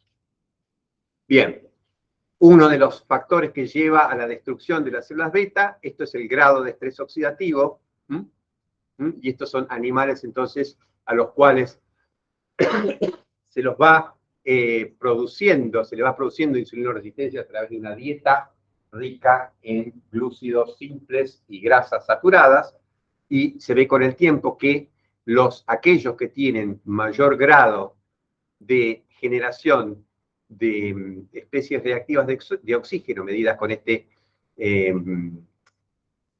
es 8-hidroxi, no me acuerdo, es una glucosona, es un medidor de la producción de 24 horas de radicales libres, ¿sí?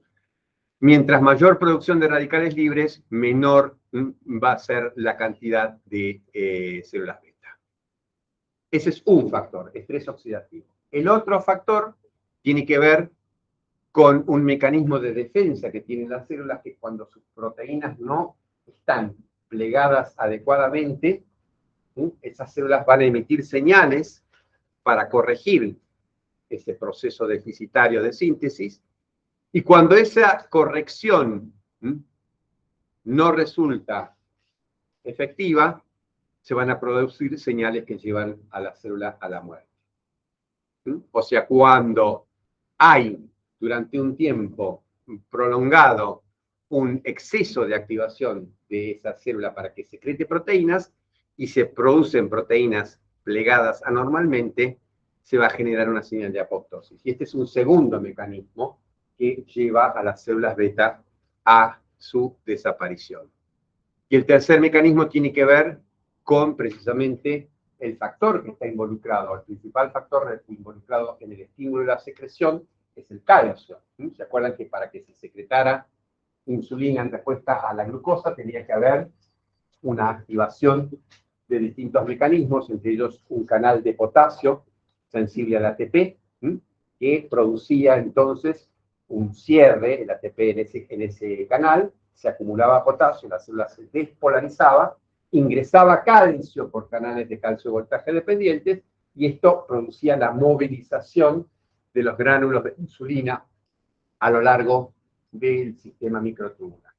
Bueno, cuando una célula está hiperestimulada, tiene niveles de calcio, entonces una célula beta hiperestimulada tiene niveles de calcio exageradamente elevados que generan la activación de distintos genes de apoptosis. ¿Sí? Bien, todo esto, entonces, como mecanismos que explican por qué un páncreas expuesto a una situación prolongada de insulinoresistencia va a ir al fracaso cuando tenga los genes que así lo permiten. Entonces, la teoría es que cuando aumenta la insulinoresistencia, se ponen en marcha mecanismos homeostáticos a través de distintas señales que pueden ser el estrés oxidativo, el estrés del retículo sarcoplásmico, del retículo endoplásmico, y a través de distintas quinasas se van a poner en marcha mecanismos que puedan generar insulinoresistencia. Y esto explica entonces por qué se produce la insulinoresistencia en respuesta a el exceso de energía que está teniendo lugar en un individuo con un depósito incrementado de tejido adiposo y una liberación incrementada de ácidos grasos, y también si se le agrega un nivel aumentado de circulación de glucosa. Y esto genera entonces un mecanismo de retroalimentación por el cual la célula frena esa captación de nutrientes. Y esto explica entonces por qué, por ejemplo, una célula muscular deje de captar glucosa y el sujeto se ponga hiperglucémico. Pero el problema está que estos mecanismos homeostáticos, cuando llega un momento en que este círculo se eterniza, son también los que generan los daños tisulares a nivel de distintos tejidos. Entre ellos, el propio islote para contribuir a dañar la célula beta, el hígado para producir esteatosis, etc. Y acá tendríamos algunos de los mecanismos involucrados en la insulinoresistencia que se genera a partir del exceso de energía o del aumento del depósito adiposo, lipotoxicidad, hiperglucemia, inflamación, disfunción mitocondrial con producción de especies reactivas de oxígeno, estrés del retículo endoplásmico, y todo esto lleva a la activación de distintas quinasas de serina-treonina que van a frenar, fíjense ustedes, distintos blancos, que pueden ser el receptor de insulina, algunos de los sustratos, o bien algunas de las quinasas efectoras de la vía de señalización de la insulina. Las personas con diabetes tienen 2 a 3 veces más riesgo de sufrir enfermedad coronaria y morir a causa de un infarto. Este es un clásico del estudio de Framingham, que como ustedes saben es uno de los primeros estudios poblacionales de seguimiento realizados a partir de 1940 y pico, en los Estados Unidos, en una ciudad llamada Framingham, cerca de Boston, en los cuales descubrieron muchas cosas importantes, entre ellas esta relación entre diabetes y enfermedad coronaria. Las enfermedades cardiovasculares son la primera causa de muerte de las personas con diabetes, enfermedad coronaria, insuficiencia cardíaca, accidente cerebrovascular, etcétera, son causas predominantes. El 70% de las personas muere a causa de enfermedades cardiovasculares. Y fíjense ustedes el riesgo que tienen las personas que tienen diabetes. Este es el riesgo basal. Una persona que no ha tenido nunca un infarto, y si tuvo un infarto, ¿cómo aumenta su riesgo de volver a sufrir otro en los 7 años siguientes? Fíjense que las personas con diabetes que no tienen infarto previo tienen el mismo riesgo de desarrollar un infarto que una persona que ya lo ha tenido. Y si esa persona tiene diabetes y ya ha tenido un infarto, el riesgo de volver a tener un infarto es, fíjense ustedes, sideral. Bien. No solo eso, sino que las personas con diabetes tienen una sobrevida, fíjense, siempre mucho menor que las personas que no tienen diabetes.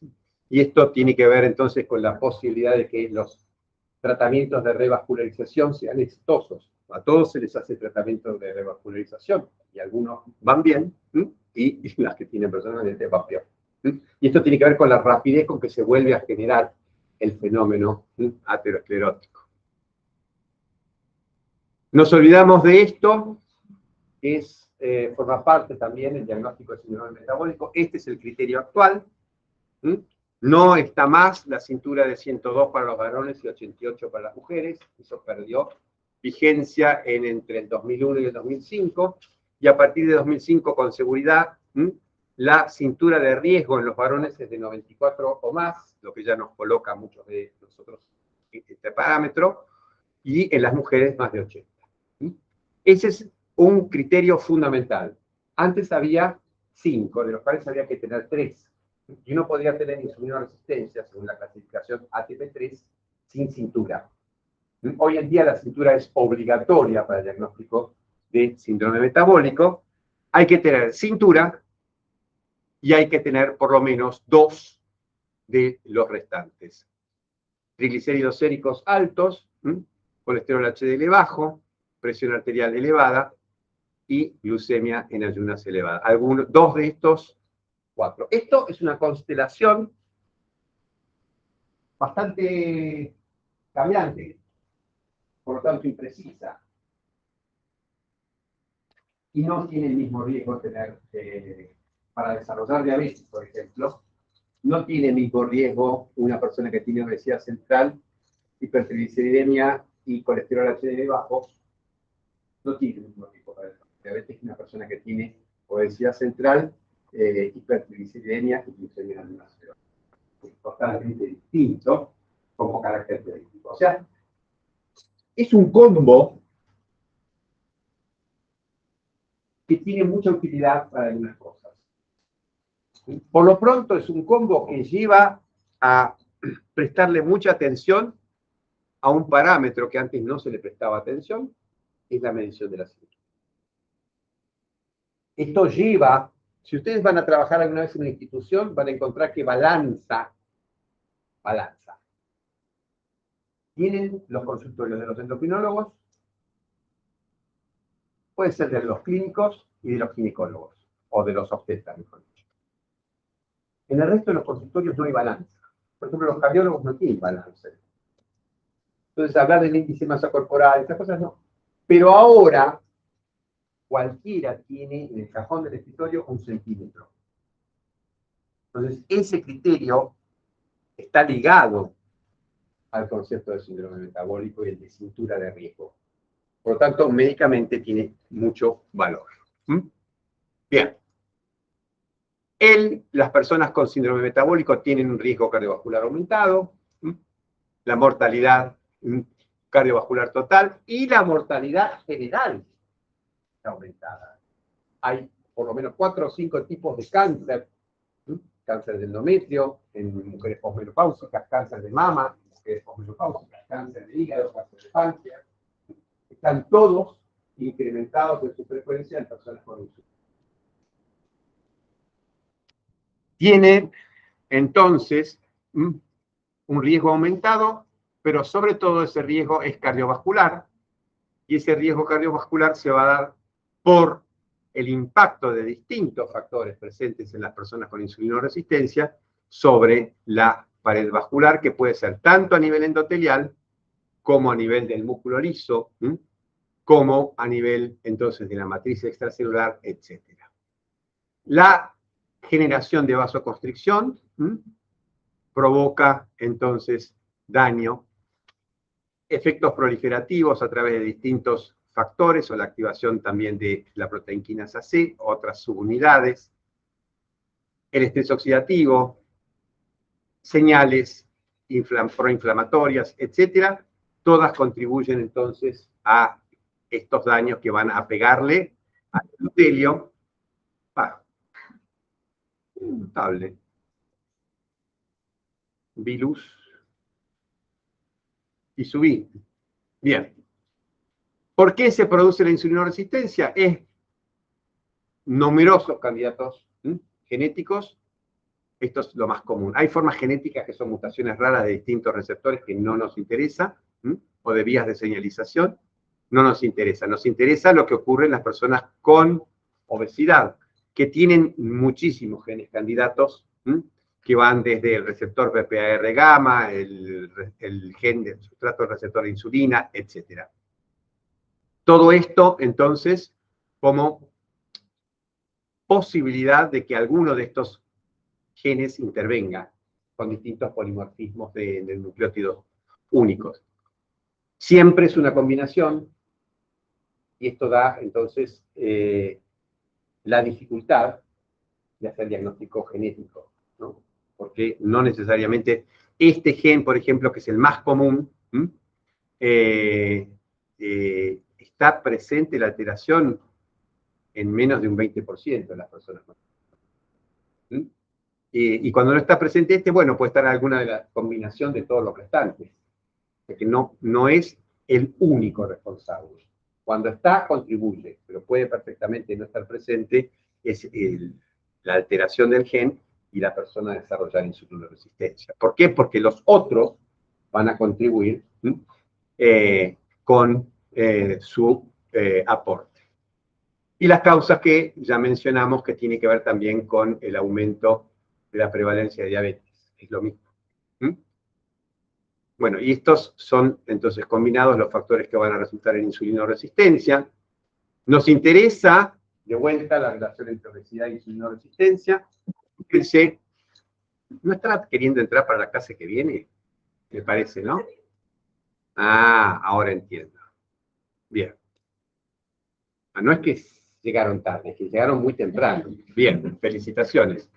Esto es un estudio 27.000 varones profesionales de la salud, seguido durante 13 años, que se le mide el perímetro de cintura al ingresar al estudio y se ve qué riesgo tienen de desarrollar diabetes. Y fíjense cómo ya a partir de 87, son varones, a partir de 87 y hasta 95 prácticamente el riesgo se triplica, y luego a partir de 97 ya el riesgo es 6 veces, en 102 el riesgo es 9 veces, ¿no? Y en el último decilo, con una cintura de 140, el riesgo es 21 veces mayor. Bien. Está claro, ¿no? Que la posibilidad de tener diabetes está en relación directa con el perímetro de cintura. Por supuesto, esto va a estar en relación con el grado de insulinoresistencia. Lo que pasa es que en un estudio de 14.000 personas, medir insulinoresistencia medio difícil, ¿no? Hay una relación directa, inversa entre la cantidad de grasa y la posibilidad de desarrollar insulinoresistencia. Dicho de otra manera, mientras más grasa, más insulinoresistencia. ¿Pero grasa en dónde? ¿En cualquier parte? No, en la panza. Si ustedes ven, la varianza está relacionada con la grasa central, sobre todo abdomen, la grasa central o en el tronco. Pero si miden la cantidad de grasa en el resto del organismo, la relación es totalmente no significativa. Sí. Eso sería por el tema de empezar un perfil inflamatorio. Entre ellos sí. O sea, la grasa central, al expandirse, libera citoquinas proinflamatorias, pero además impacta directamente con su liberación de ácidos grasos libres. ¿Sí? Es una grasa mucho más sensible a los efectos lipolíticos de las catecolaminas y del cortisol. Y por lo tanto, libera mucho más ácidos grasos libres. ¿Ok? ¿Cómo se relacionan entonces la grasa y la insulinoresistencia?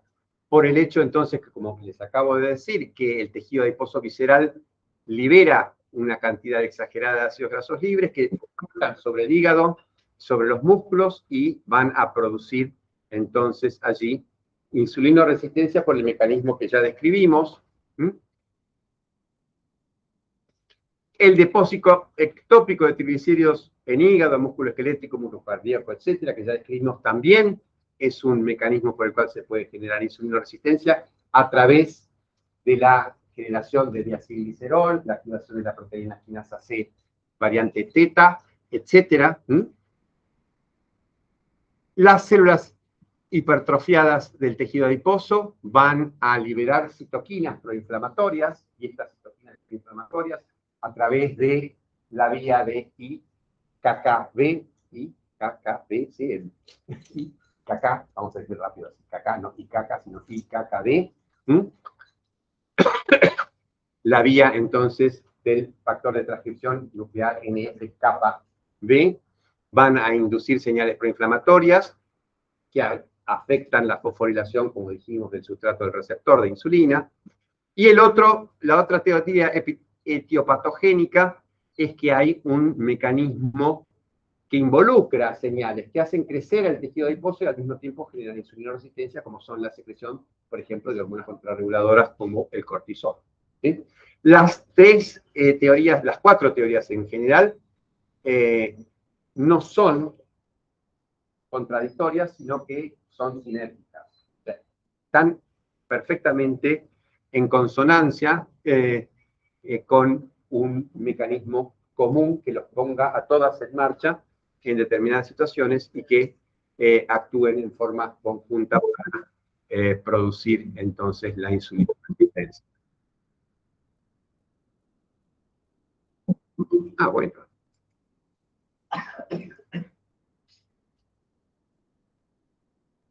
Bien.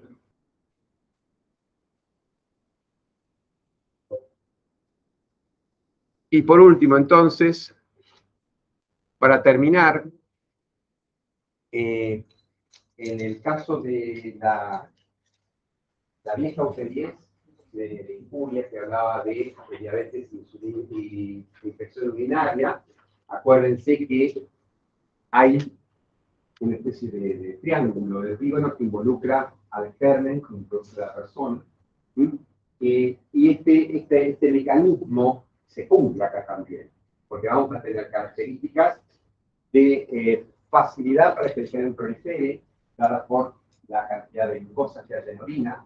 Entonces, si el sujeto con diabetes está mal controlado, tiene glucosuria.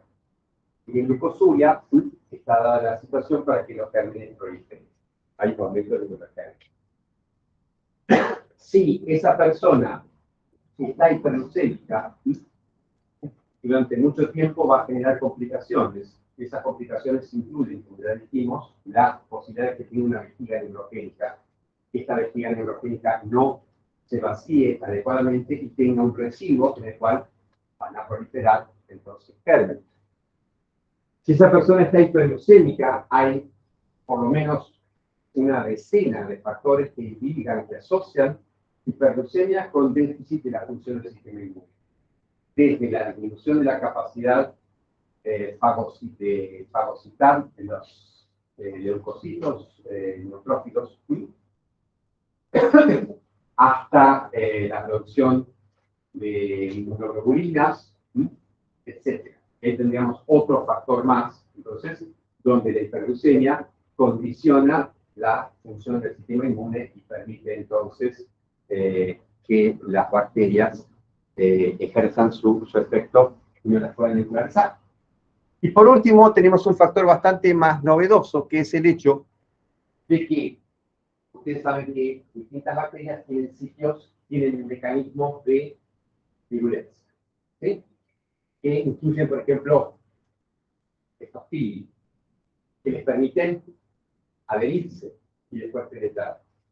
Fíjense ustedes que la cantidad de...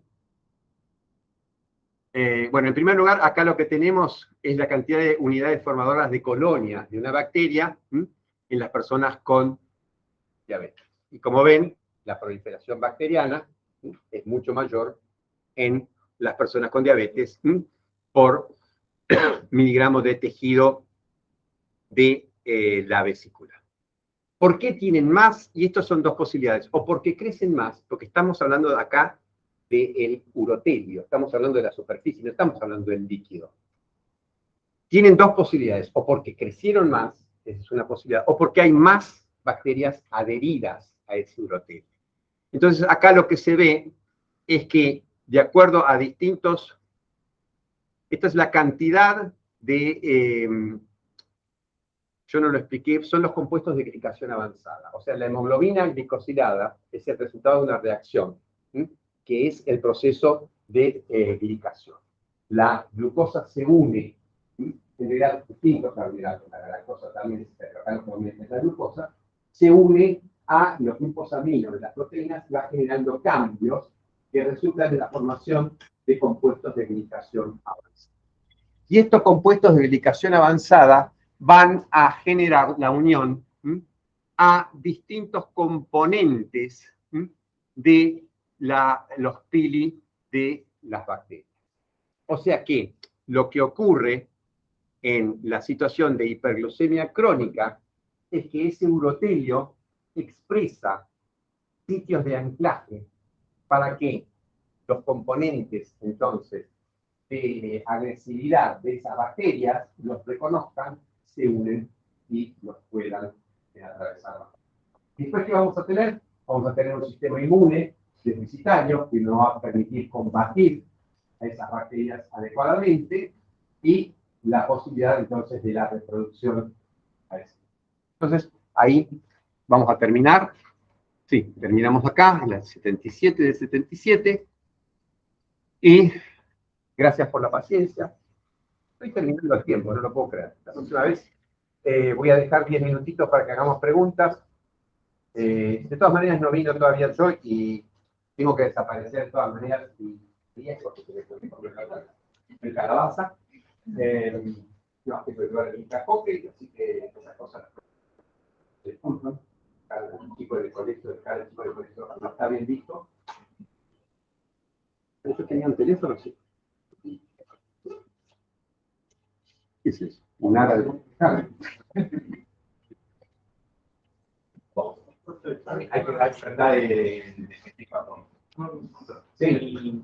El daño que produce, Fuerte. el daño que produce el sistema nervioso periférico. Opa, sí. La neuropatía. La neuropatía periférica. Sí.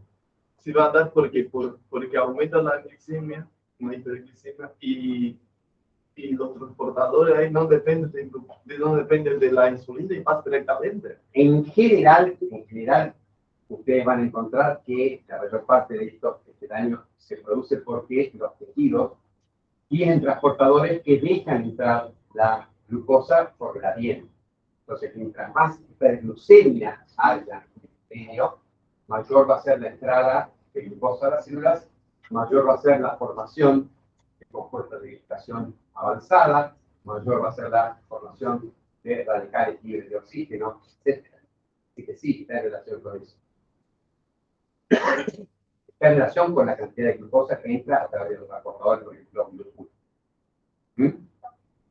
El mecanismo de daño, los mecanismos de daño en general, estos mecanismos que yo les mencioné, son generales para todas las complicaciones de la diabetes. Se le puede agregar en determinados tejidos un componente mayor desde el punto de vista de la liberación de determinadas citoquinas proliferativas, como factor transformante beta, a nivel renal o a nivel de la retina. pero los mecanismos de daño son en general comunes. Tiene que ver con la producción de radicales libres de oxígeno, tiene que ver con el estado proinflamatorio, tiene que ver con la formación de compuestos de irritación avanzada. A nivel de nervios tiene que ver con la formación de derivados aminados con glucosamina, que es un derivado aminado de la glucosa. Tiene que ver con el tejido nervioso. Hay una vía particular que es la transformación de glucosa en sorbitol. Hay una vía entonces de la sorbitol de celulosa que está formando cantidades exageradas de sorbitol que produce daño neurológico. Pero que también tiene que ver con las enfermedades de los microvasos que nutren los nervios, que ahí los nervios pueden morir por... Claro, o sea, el daño es doble. Es un mecanismo doble de daño, un mecanismo relacionado con el daño del tejido nervioso en sí, de las células de Schwann, porque lo primero que se pierde es la capa de mielina, con las células de Schwann, con las células nerviosas propiamente dichas, y con lo que se denomina el vasa o vasa vasorum, que son los vasos que van a varios... ¡Hola! Bien. Bueno, vamos a dar por terminada la clase, espero que les sea útil. Lo veremos ahora la semana que viene. ¿Cuándo es la mesa? ¿Esta semana? El jueves empieza. Bueno, nos estaremos viendo. Y si necesitan alguna otra, yo estoy dando clases de consulta los miércoles a la tarde, a las 14:30 para hacerse, ¿no? Realmente hay muy poca gente, pero avisen. Podemos dar otra clase de repaso también. No, no hay de qué. Bueno, yo dejo abierto el Zoom y vamos a detener la grabación, así se guarda.